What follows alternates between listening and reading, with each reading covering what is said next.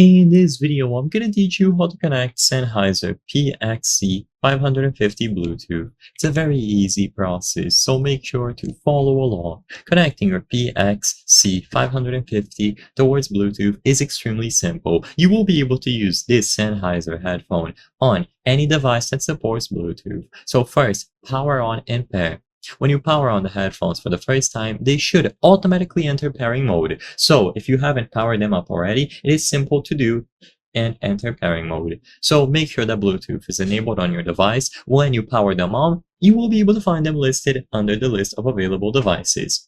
Now, if you have previously turned them on before and used them on another device, then you will have to put them into pairing mode again. To pair the headphones with a new device, all that you have to do is press and hold the voice assistant button for 4 seconds. Usually you will hear a voice prompt, so press and hold this button that I've highlighted here, and as long as Bluetooth is enabled on your device, a smartphone, a tablet, or a PC, you will be able to find the PXC 550 listed under the list of Bluetooth devices. Choose them from the list and follow any on-screen prompts that appear.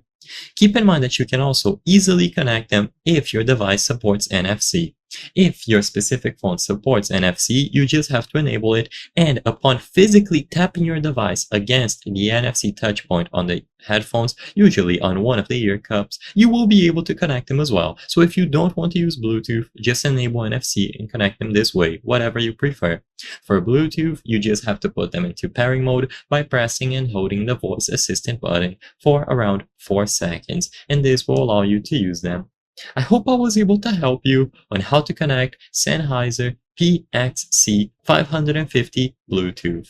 If this video helped you, please be sure to leave a like and subscribe for more very easy tips. Thank you for watching.